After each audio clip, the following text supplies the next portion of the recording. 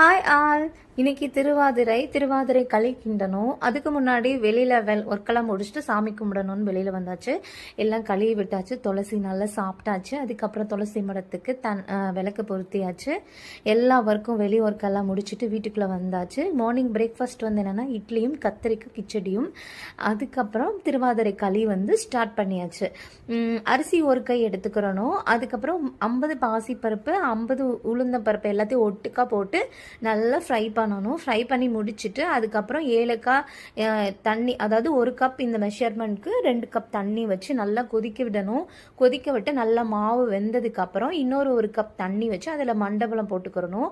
மண்டபலம் போட்டுட்டு எல்லாத்தையும் நல்லா வந்து கொதிக்க வச்சு எல்லாத்தையும் ஒட்டுக்கா ஊற்றி நல்லா அப்படியே அல்வா மாதிரி கிண்டிகிட்டே இருக்கணும். அப்புறம் இன்னொரு பேன் வச்சுட்டு அந்த பேனில் நெய், தேங்காய் பூ, ஏலக்காய், முந்திரி பருப்பு இதெல்லாம் போட்டு ஒட்டுக்கா நல்லா ஃப்ரை பண்ணணும். ஃப்ரை பண்ணி இந்த நம்ம காய்ச்சி வச்சுருக்கோம்ல, தேங்காய் பாகு போட்டு காய்ச்சி வச்சுருக்க அந்த மாவில் ஊற்றிட்டு நல்லா அப்படியே அல்வா மாதிரி கிண்டிகிட்டே இருக்கணும். நல்லா நெய் விட்டு கிண்ட நல்லா அப்படியே சூப்பராக வந்துடும். இது ரொம்ப உடம்புக்கு நல்லது. இதை என்ன பண்ணணும்னா சுமங்கலி கொடுக்கணும். மத்தியானம் சாப்பாடு பார்த்தீங்கன்னா சாதம், குழம்பு, சொரக்காய் கூட்டு. இவ்வளோதாங்க இன்னைக்கு விளாக் மத்தியானம் வரைக்கும். இனி ஈவினிங் வந்து சாமி கும்பிடும்போது உள்ள விளாக அனுப்புகிறேன்.